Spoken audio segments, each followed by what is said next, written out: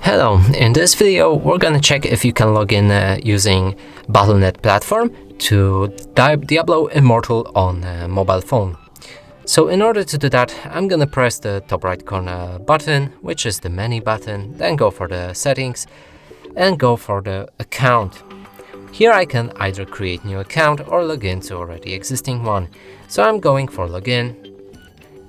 It asks me if I want to open a Battle.net.